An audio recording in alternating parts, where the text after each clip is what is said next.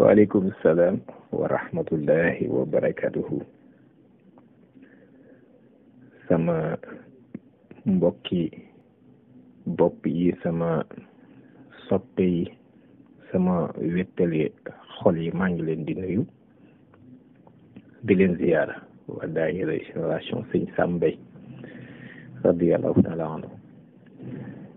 di teg nuyoo bi nag ci sama xarit, sama soppe, di sama rakk, waaye di sama sëriñ muy Cheikh Abdallah Cissé. Professeur, maa ngi lay nuyu di la ziar, di ziar képp koo xam ni mi ngi dégg sama kaddu. di am mbégte bu baax nag ci jokkoo ak bokk yu tedd yi nga xam ni ñoom samay wéttali xol lañu. xëy na jamono xat ak tab jànkite yu bari, waaye yéen moom waxtu wu ne bu ñu gisewul it xol yi mi ngi gisee di yëgante. moo leen lu baax li nga wax lépp nag Cheikh Abdallah, loolu ci yéen la nekk rek. nit bu ko yàlla xisee dimbali ba defaral ko cëram bu tuuti boobi nekk ci biiram, la ci des léppay baax, ni ko sallallahu alayhi wa sallam waxe. loolu nag day tax bu léppam xisee baax, fi mu ne lu baax rek lay mën a wax, lu baax rek lay mën a def, lu baax dong ngit lay mën a yéene, muy niyatul xayri, xawlul xayri ak fi'lul xayri. ñoo ngi leen di ñaanal borom bi loolu mu yokk ko, di ko sàkku nit ngeen ñaanal ñu ko. di am mbégte ni ma ko waxe, di nuyu tamit suñu soppe yi nga xam ne yëpp dégg nañ leen, ak wëllëre yi nga xam ne dégg nañ leen, soit ñu jaar si wala ñu nekk ci groupe bi. kooku nag moom la ñuy dalal tey muy professeur Serigne Ababacar Mboup, nekk coordonnateur mouvement ànd sàmm jikko yi, di borom xam-xam, di nit koo xam ne it wax dëgg yàlla diine ñor na ko, waaye tamit askan wi ñor na ko ci seen taxawaay, ci seen doxalin. waaye tamit mag ñi baax ñi fi nekkoon seenum njàngale mu ngi ci xar tànk tubayam di xool nan lay def ba loolu fi mag ñi baax ñi bàyyi woon kat ñu bañ koo salfaañe wala ñu bañ koo yàq. kon loolu moo tax ñu koy dalal tey ci émission bu am solo, muy émission spéciale ci thème bu am solo, muy projet de loi wala boog initiative boo xam ne ñoom am nañ ko pour bëgg a pousse nguur gi. bu ñu nee nguur mooy état wu Sénégal wala gouvernement Sénégal, ba ñoom ñu tëgg projet de loi boo xam ne kat dañ naan li nga xam ne moo jëm ci wàllum nguur jigéen dinañ ko def mu nekk crime. ndax bu ngeen di xool jamono yi ci ginnaaw invité woon nañ fi ay boromi xam-xam, ñu waxtaanoon ci loi boo xam ne kat dañ koo voté woon ne dañuy criminaliser li nga xam ne mooy viol ak pédophilie. loolu ñëpp xam nañ ne di ñëpp d'accord nañ ne ñaaw téef la, waaye tamit am na ñaawteef mu fi ne moo xam ni loolu it mat naa gën a diisal daan yi. kon ci loolu professeur Ababacar Mboup am taxawaay bu am solo mu ci taxaw, am dox yu bari yoo xam ne dox na ko ci. li tax ma ne professeur Ababacar Mboup jarta présenté, yaakaar naa li ci gën a mujj rek mooy émission spéciale bi nga xam ni site internet bii di Xalaat TV dafa koo jagleel. yaakaar naa vidéo yi démb bi ñu dugalee photo bi rek am na ay jëwriñ ñu ma ko yónnee si suuf, ku mel ne al imam Mouhamed Al Amin Ka. kon vidéo boobu rek présenté waat na ko, donte ne moom nekkul loolu càkkutéefam la, ndax moom li muy def ba mu koy def yaakaar naa Xalaat TV amagul. li muy def ba mu koy def yaakaar naa ni télé yeeg rajo yi nii ñu ko daree tey di ko invité fu ne muy dem, booba daree wuñ ko noonu, te teewul mu continuer nekk ci combat boobu di ci xeex, di taxawal ay ndaje, di taxawal ay kuréel doo xam ne leen aar rek mooy ànd sàmm jikko yi comme ni ko tur bi di wootee. kooku nag moom lañ fi dalal tey ñu war a waxtaanee kon initiative bu am solo bi nga xam ne dañ ko jël, muy criminaliser homosexualité. su ko defee moom incha allah dina ci ñëw, ndax xam naa ni amaana ñoom bu dee dañuy defar projet yi mën nañ tëgg mouture bi, waaye yaakaar naa projet de loi moom état moo koy defar. waaye loolu lépp bu neexee suñu borom Serigne Ababacar Mboup dina ci ñëw gën koo leeral. kon kilifa gi ñu ngi lay dalal fii ci daayira génération soppey Serigne Sam Mbaye radiyallahu taala anhu, nga xam ne doo fi gan, ndax su ma juumul 2019 ci weeru koor wi dalaloon nañ la fi amoon émission boo xam ne àndoon nañ ko def kon daayira bi wax dëgg yàlla doo fi gan miin nga ñu fi ne xam nga ñu fi ne te it xam nga nit ñu la bëgg ñu la sopp ñoo fi nekk yàlla xam na ko ñu la bëgg ñu la sopp ñoo fi ne démb bi ñu dugalee photo bi rek affiche bi ma demee sama statut dama gis waa daayira bi ñu bari dañu reprendre affiche boobu ba fii may wax ak yow bi ma ko affichaatee sànq bari na ay nit yoo xam ne nee nañ ma émission boobu de bu paree yittewoo nañ ko nag ñu ko yónnee waaw kon xamal ne li ngay def am na njariñ amal na njariñ doomu aadama yi te nit ñi ñu ngi ci gis seen bopp loolu moo taxoon ñu jàppoon ni comme daayira bi juróomi daayira la jàpp juróom benn daayira benn bu si ne la si nekk ëpp na ñeenti téeméeri nit ak juróom fukk kon boo koy xool tey lu mat junniy nit ngay waxal ndax émission bi incha allah lañ koo fas yéene tasaaree ci yeneen daayira yi muy juróomi daayira yëpp su ko defee ñëpp mën see jot mën koo teewlu kon ñu ngi lay dalal bu baax si daayira génération soppe Serigne Sam Mbaye bi nga xam ne comme ni ma ko waxee mos na fee ñëw def fi waxtaan bu am solo am fi ay soppe am fi ay nit ñu la bëgg kon ñu ngi lay dalalaat ci turu Baye Djili Diaw Sam ci turu maam Cheikh Ahmadul Kabir Mbaye ci turu Serigne Ibrahima Mbaye waaye tamit ci turu bépp membre de daayira génération soppe Serigne Sam ak ci suñu tur ñun à titre personnel kon Serigne Ababacar bu dee yaa ngi teew rek mën ngaa dugg nga def sa présentation ñu tàmbali émission bi bismillah. waaw kañ mbokk yu tëdd yi xam naa li ñu bëgg a waxtaane tey mooy agenda LGBTQ plus wala LGBTIQ plus wala li ñuy tuddee homosexualité xëy na ñëpp gën koo xam ci baat boobu wala boog orientation sexuelle et identité de genre loolu nag ngir waxtaane ko mënuñu ko waxtaane te demuñu ci li ñuy wax droit de l'homme muy àq ak yelleefu doomu aadama ku ne xam na ni am na fànn boo xam ne xëy na du ma ci sori sax ndax ñi may seqal waxtaan yi yëpp ay borom pas-pas lañu ñu gëm ëllëg lañu ñu gëm dekki lañu ñu gëm bis penc ba lañu ñu gëm responsabilité doomu aadama lañu ci kaw suuf ñu gëmit ni ñaari kuréel la fi nekk muy xisbullahi ak xisbu seytaan ñu gëmit ni lu fi mën di xew ëllëg am nañ ci responsabilité boobu bu amee responsabilité individuelle itam am na une responsabilité collective en tant que communauté boo xam ni dañoo bokk ci ñi nangul yàlla joxoñ ñu digal ñu tere ñu rëddal ñu aw yoon ba noppi ca ësal laaj nuy wàcc mu am lum ñu waxoon loo xam ne bi alxuraan dikkee fàttali nañu ko muy wala tufsidu fil ard ba'da islahiha kon ginnaaw moom defaraat na te am na ku mu dénkoon koo ko yàq mu defaraat suuf si ba noppi jël nit nag ni ko yow laa dénkaat tey waaye fexeel ba bu suuf yàqu kooku da ngay xam ni kon lu mën a xew ci suuf ëllëg bu jëmee ci ak yàqu moom moo ca am responsabilité moo cay tontu waaye dootul jinne ma ñu dénkoon dootul itam malaaka yi wala xar yi ak bëy yi wala ngelaw li waaye nit mooy ki ci répondre ndax moo am masuuliya bi al amaanatu yi tamit moom mooy ki nga xam ni moom lañ ko gàll kon foofu laa bëggoon ubbee sama waxtaan xam ni loolu ñi may waxal ñoo ma ko gën a xam te gëm nañ ko itam moo tax du ma ci sori waaye rek inna aradna al amanata ala samawati wal ard wal jibali fa abayna an yaxmilnaha wa ashfaqna minha wa amalaha al insanu innahu kana zaluman jahula mbir mi yëpp day delluwaat ci loolu kon nag ki nga xam ne moom lañu tànn dénk ko te dénkuñu ko ñooñ kaw dénkuñu ñooñ suuf nit lañu dénk kooko mooy ki am responsabilité ci mbir yi ni muy demee ak fa ñuy mujj ëllëg incha allahu rabbi wax naa léegi nag ci sama kàddu ni mbir mii ñu bëgg a waxtaane mu ne su ko waxtaane wala boog pour ñu gën ko mën a comprendre il faut ñu jaare ko ci àq ak yelleefu doomu aadama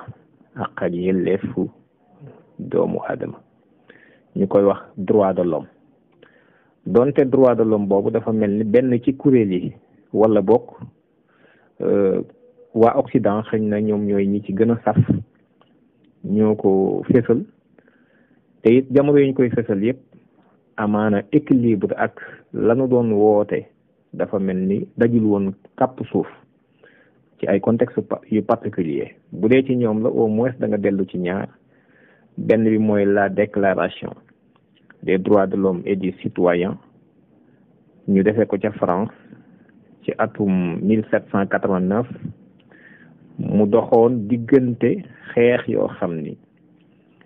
mi ngi aji woon ci askan wu fippu woon ci yenneti couche ndax révolution yu bari la woon la révolution nobiliaire la révolution des curés la révolution parlementaire révolution yu bari la woon pour in fine rek buur bi bari ci loo xam dana ko mën a concéder comme nam amee woon ci at yi ko jiitu ci Angleterre à travers la Magna Carta mu mën a dagg lenn ci ay sañ-sañ yu bari seddoo kooku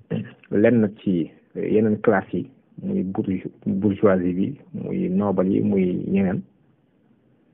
loolu biñ ko expérimenté yàggut ñetti at la am buur ba ñu jàpp ko rey kon déclaration boobu nga xam ne tey buñ ñëwee fekk ko ci constitution bu Sénégal ci 18e siècle la amoon ca France muy déclaration des droits de l'homme et du citoyen beneen déclaration bi ci des mi ngi am ci atum le 10 décembre 1948 boobu fekk na li ëpp ci ñun suñu réew yi ñoo ngi ci nooteel xawma kan mooy homme waaye bu fekkee ñun boole nañu ci homme itam xam naa ni booba ñun xëy na ay sous-homme lañu doon waaye déclaration boobu moom bi ñu koy def ñun wax dëgg yàlla booba jotaguñ suñu bopp te pourtant universel des droits de l'homme la waaye muy doon le 10 décembre 1948 di fanweeri article waaye buñ demee ci article 2 bi dafa am lu am solo loo xam ne si dañ ko fa wax dañu wax ni chacun peut se prévaloir de tous les droits et de toutes les libertés proclamées dans la présente déclaration sans distinction aucune, notamment de race, de couleur, de sexe, de langue, de religion, d'opinion politique ou de toute autre opinion, d'origine nationale ou sociale, de fortune, de naissance ou de toute autre situation. lii mooy li nga xam ni moom la ñu waxoon ci article 2 bi alinéa 1 bi mooy kon àq ak yelleef yi ñi nga xam ne danañ ko wax te di ko fésal kenn sañu koo xañ kenn di sukkandiku ci nit ki waasoom ab deram nu mu mel wala waasoom wala góor la wala jigéen la làkk wu muy wax diineem xalaat yu mu am ci siyaasa wala ci yeneen mbir wala boog xalaat yoo xam ne da ko wéete ci am réewam wala ci gàdd wala giir gu mu dëkk wala boog am wala juddu wala yeneen mbir waaye bu ngeen dégloo lii déggu leen ci góor jigéen li waral déggu leen ko ci nag mooy jamono yooyu ñu koy def ci 1948 ginnaaw bi ñaareelu guerre mondiale bi jeexee booba ñoom ñii dañoo jàppoon ni ngóor jigéen feebar la ba tax ñu boole woon ko ci liste feebar yi ba ku mu dal dan lay xool nan lan lay faje loolu nag mooy dox di dox ba ñeent fukki at ak ñaar ginnaaw ba ci la benn bànqaas boo xam ne mi ngi aju ci Nations Unies ñu koy wax OMS mu yor wàllu wér-gu-yaram ak paj mi muy organisation mondiale de la santé ci la génnee ci 17 mai 1990 ci classification bu yees bi mu doon def ci feebar yi lan ak yan ñooy feebar yi ci la ci génnee mbirum góor jigéen ni góor jigéen léegi doonatul feebar kon ba ci 17 mai lañ ko ci retiré la ko jiitu nag feebar lañ leen jàppoon moo tax ginnaaw génne nañ ko ci 17 mai 1990 faawu léegi nag kon ñoom it ñu jox leen àq ak yelleef ndax déclaration bu 1948 bi bokkuñu ci woon loolu na ko bokk yëpp bàyyi xel ginnaaw bi nag ñu daal di ni daal di jóg dox ci loolu. bokk na ci jataay ñi ci njëkk amal ñu ngi amoon fële ca Autriche ca Vienne le 25 juin 1993 ñu def fa benn conférence mondiale boo xam ni lu ëpp 7000 participants bàyyi ko ci àdduna wërngal këpp ñëw nañ ci ca foofu la ñu tërale benn déclaration ak programme bu Vienne boo xam ni ci ñaar fukki at la ñu wax ni danañu liggéey boo xam ni dana jëm ci àq ak yelleefu doomu aadama yépp ngir ñi ko amoon ñu dëggal ko ñi ko amul woon it te tudduñu leen woon ci déclaration universelle des droits de l'homme ñu mën leen cee boole te ñooñu ñu tudde leen ay minorité. loolu nag ci 1993 la woon. ñu war a dox jëm ci 2013 ngir seen liggéey boobu war a antu ci diggante bi am benn ONG bu ñuy wax IDAHO muy International Day Against Homophobia daal di déposer benn pétition ci table Nations Unies pour ñu dépénaliser universellement l'homosexualité. En 2008 France ak Pays-Bas ñoo leen njëkk soutenir officiellement ci benn déclaration relative aux droits de l'homme et à l'orientation sexuelle et l'identité de genre te fukki réew ak benn yu Afrique signé ko notamment Afrique du Sud. ñuy dox nag looloo waral le 15 juin 2011 date la boo xam ni mbokk yi yéen ñëpp na ngeen ko jàpp date bu historique la ci la le Conseil des droits de l'homme des Nations Unies adopté benn résolution ñaar fukki réew ak ñett joxe ci seen kàddu fukk ak juróom-ñeent contre ko muy la résolution 17 L9 bi nga xam ni moom mooy proclamer ay nouveaux droits muy l'égalité entre hommes quelle que soit leur orientation sexuelle ou leur identité de genre. Résolution boobu 2011 la ko Nations Unies jël loolu nag daal di def lu bees tàq loo xam ni kon nouveau droit am na. Déclaration universelle des droits de l'homme 48 la woon Déclaration des droits de l'homme et du citoyen 1789 la woon nouveau droit 15 juin 2011 la woon c'est important ñu bàyyi ko xel. bi loolu jàllee Nations Unies daal di jël nag benn dogal ci benn bànqaasam boo xam ne moom la ñuy tuddee le Haut Commissariat des Nations Unies des droits de l'homme ci benn téere boo xam ni bu am solo la ñu tuddee ko Né libre et égaux. Né libre et égaux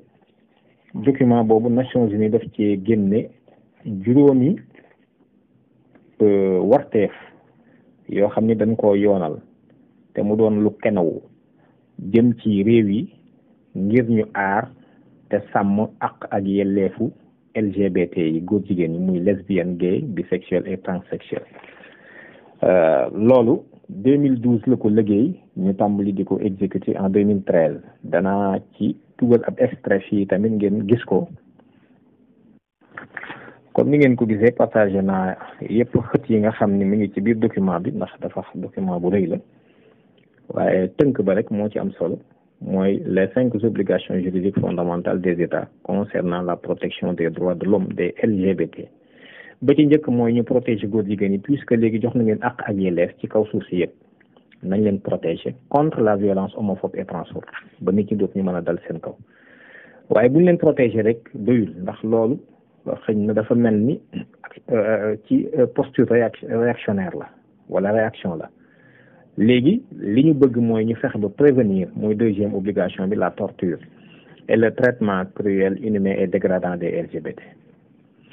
loolu mooy nanu fekk ba fexe ba kenn dootu mën a dal ci kaw di leen mu doxataal wala nga wax leen wax ju ñàng wala nga raay leen wala nga rey leen te rey it bu ñu fàtte ni yonent bi sallallahu alayhi wa sallam moo wax ne fu ngeen fekk ñaari góor ñuy sëy ka ñuy sëyee ka koy sëyee yëpp nañ leen rey ñu ni loolu nañ fexe ba bu mu amati ci kaw suuf. ñetteel bi mooy nañu fexe ba wenn yoon wu bu mu toppati ab góor jigéen ci kaw suuf yoon yi leen doon daan yëpp nañ ko teggi nocci ko tëgge ko weneen teggin. ñeenteel bi nag bu am solo boo xam ni waxtaan yi dañ ci dellusiwaat mooy interdire la discrimination basée sur l'orientation sexuelle et l'identité de genre mooy nañu tere boddi gi ñuy boddee te teg ko ci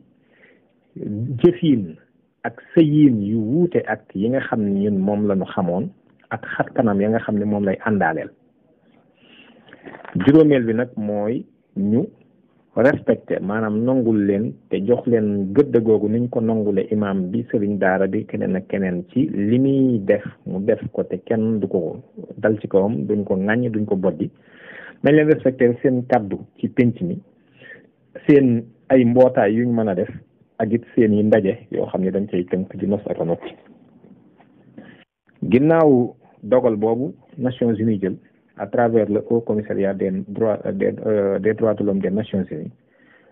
Nations Unies dafa jëlaat beneen mécanisme boo xam ne ñoo ngi ko tuddee EPU. léegi nag ginnaaw day digle am na yu mu génne yoo xam ne mënatu la ñàkk ci jëflante bi état yi jëflante ci àdduna bi, loolu bokk na ci la ca jiitu ndax lu kenewu la, ndax lu fondamental la te lu nu yoonal la, c'est juridique. léegi dafay teg nag ay nattukaay yi mécanisme boo xam ni at mu nekk dan lay woo réew mi nga ñëw ñu taaj la ana ndigal yi ñu la joxoon, soppi ci sa constitution nangam, say loi ak règlement soppi ci nangam, dugalal baat sangam, génneel baat sangam, disposition nangam nañ ko soppi, disposition nangam nañ ko supprimer, disposition nangam bu ci amagul woon nañ ko dugal. yooyu ay ndigal la yoo xam ne ñoo ngi ko doon réglé ci lu ñuy wax EPU. EPU mooy examen périodique universel. dañ lay saytu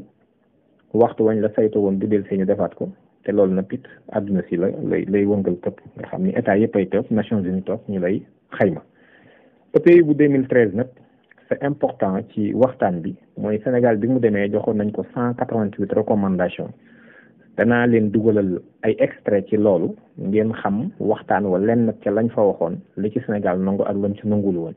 waaye li tax ma koy tudd toujours ci samay waxtaan mooy EPU bu 2013 moom Sénégal dafa lànkoon ni du daganal mbirum góor jigéen, du changer tamit loi bi. kon ngeen gis ni EPU bu 2013 boobu Sénégal 188 recommandations yi 14 yi rek la ci bañoon, yi def sax nangu na ko. waaye li tax mu am solo mooy 14 yi mu bañoon moom dafa fekk ni dafa laaloon ci mbirum góor jigéen ak article 319 bi nga xam ne mooy wax ci acte contre nature. donc ñu suggéré woon ko ni ko na ko soppi, na ko dindi, na ko nangam bu ngeen liiree da ngeen comprendre. finalement Sénégal dafa lànk ni loolu moom du ko def. bi 2013 puisque le 11 décembre 2013 la woon, at mi dafay daal di jeex ci la pression yi tàmbali nag. Nations Unies ni Sénégal mooy kan bañ koy digal muy lànk. moom réew moo xam ne ci yelwaan la dëkk, day lekk nit ñi, yoreel nit ñi bor, mënta demal boppam, xamul fu muy teg tànkam ba noppi naan daa am lu mu gëm ak daa am lu muy invoqué. su ko defee ñi ameel bor nañu fay, dem leen ni ko mu fay. ñi bëggoon ñu lebal leen xaalis ne leen ko mënatu ñoo leble xaalis, ak yeneen i pression yoo xam ni mën naa jaare ci yeneen i anam ba ci pression diplomatique. te loolu 2014 gis nañ ko ndax le président Obama ñëw na ba Sénégal waxtaan ci ak moom. bi ñu noppee ba génn président ni ko nañu dindi not ci yoon wi nar a dal ci góor jigéen ñi, dépénaliser. président ni ko pareeguñu nag tàmbali wane ni ak soppiku taxawaay mi ngi am ci wax ci pareeguñu, nous ne sommes pas encore prêts. te it fu ngeen déggee ci développement bi yëpp président mi ngi wane ni nit ñi dañoo bokkul, réew yi bokkuñu, askan yi bokkul, kon lu ci nekk ak nit ñi nañ koy traité nañ koy nangam. kon loolu mi ngi wane ni buntu mën naa am, waaye nag bu ñu doon lu ñuy forcé mbaa ñu koy yàkkamti. 2015 président vidéo bi ma dugal bi mu demee France ñu koy wax ci mbirum àq ak yelleef doomu aadama ak mbiri góor jigéen yi, wax na it ci àq yelleef ci politique ak ñeneen ak ñeneen. bi ñu agsee fii mun leen Sénégal am na ay góor jigéen, Sénégal am na ay góor jigéen. di journaliste ni ko waaw ndax ñoom kuréel jigéen di jàppale ñoom sañ nañu wax ci pénc ci mbir mi ak woote ci def ci campagne, maanaam woote ci ngir nit ñi mën a ñëw dugg ci góor jigéen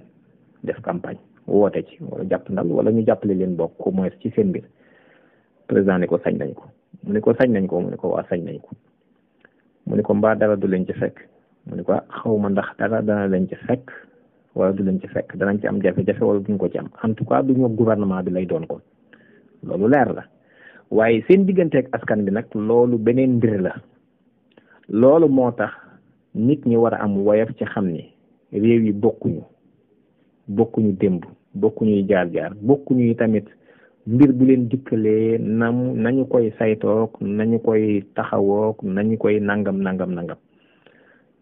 te kon loolu moo feeñ ci wàllu siyaasa kon mbirum dépénalisation homosexualité bu fekkee dafa yegg si tey jii ci àdduna yéen lijjanti ngeen ko ci ab loi ba 2013 la woon ca France waaye ñi ci des dañoo soxla ñu muñal leen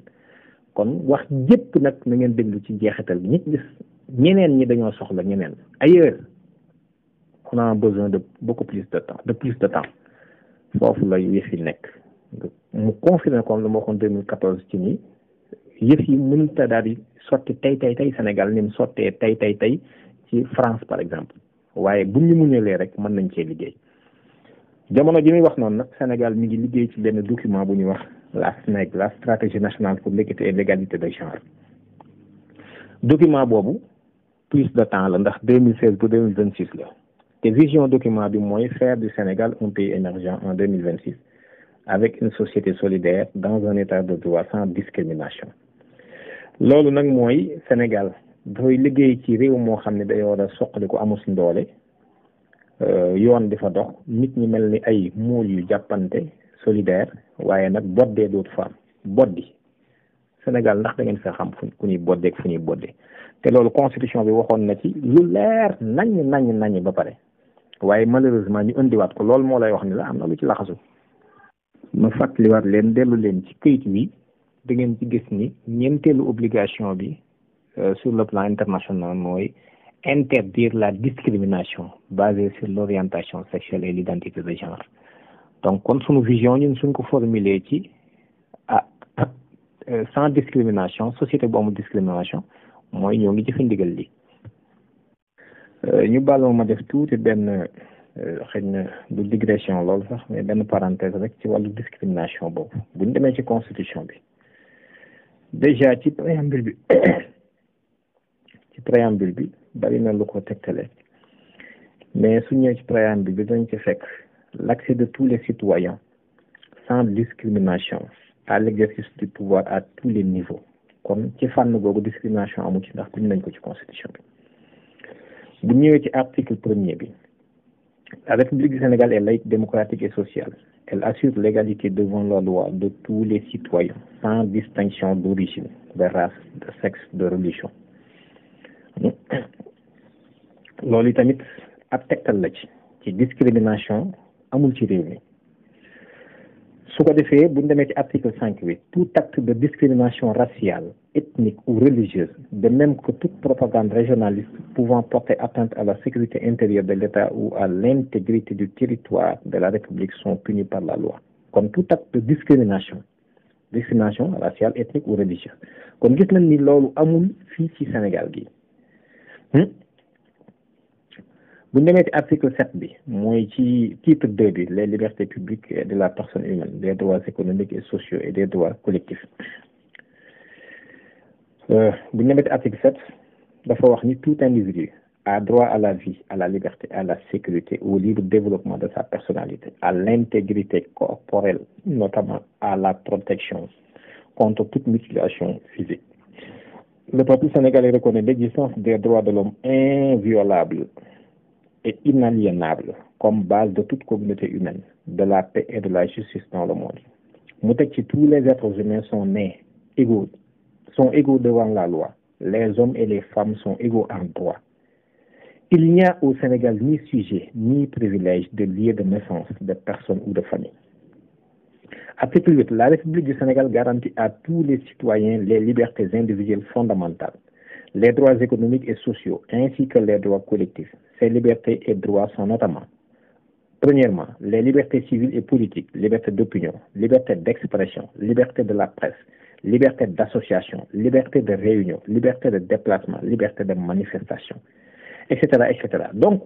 yooyu yu ci bari la lii te am na lu ma tëboon ci préambule bi ba tey mooy ni le peuple sénégalais affirme son adhésion à la déclaration des droits de l'homme et du citoyen de 1789 et aux instruments internationaux adoptés par l'Organisation des Nations Unies et l'Organisation de l'Unité africaine, notamment la Déclaration universelle des droits de l'homme du 10 décembre 1948, la Convention sur l'élimination de toutes les formes de discrimination à l'égard des femmes du 18 décembre 1979, la Convention relative aux droits de l'enfant du 20 novembre 1989 et la Charte africaine des droits de l'homme et des peuples du 27 juin 1981. kon mbirum discrimination di ko bindaat feneen loolu moo lay wax ne la kon leneen a tax ñuy wax waaye leeroon na ci constitution bi déjà te bii bu 2001 bi la woon. léegi nag ginnaaw vision bi am na un document stratégique boo xam ne ñoom li ñu bëgg mooy bu ñu yeggee ci 2026 loolu kenn doo discrimination dootu am Sénégal. léegi nag lan la yan jéego lañ ci def mën nañ ci citer quelques exemples bi ci njëkk mooy xam na ni puisque ay obligation juridique fondamentale la kon ci wàllu yoon la ñuy dem ba pare la ci jiitu kon yoon ci wàllu réew mi da ngay dem ci constitution bi nga xam ni mooy bànqaas bi di gën a rëy bànqaas boobu nag muy constitution bu Sénégal ci lañ defoon léegi la loi constitutionnelle numéro 2016-10 bu 5 avril 2016 portant révision de la constitution mu amoon fukki tomb ak juróom ñeenteel bi moo doon la reconnaissance de nouveaux droits aux citoyens la reconnaissance de nouveaux droits yi wax naa ko sànq te loolu tamit véritablement ñoo ngi sàkku vraiment ci intellectuels yi ci nit yi nga xam ne ay nit yi valeur lañu ñu expliquer Sénégalais yi mu leer ci seen bopp une bonne fois pour toutes les droits de l'homme moom selon l'Occident li fi am ñetti jaaruwaay yi la xëy na du ma évoquer la Magna Carta depuis le 13e siècle ci Angleterre waaye ci Occident laa wax nag mais les droits de l'homme maanaam ñoom ñoo ngi ressourcé wu ci déclaration des droits de l'homme et du citoyen ci 18e siècle c'est-à-dire en 1789 ak ci la déclaration universelle des droits de l'homme bu 10 décembre 1948 te booba ay ngóor jigéen bokkuñu ci woon ak ñeneen ñu tuddee finalement ay minorité dugal leen ci biir ñooñu lañ jox àq ak yelleef ci 2011 c'est très important nga xam ni ñetti phase yooyu ñetti période yooyu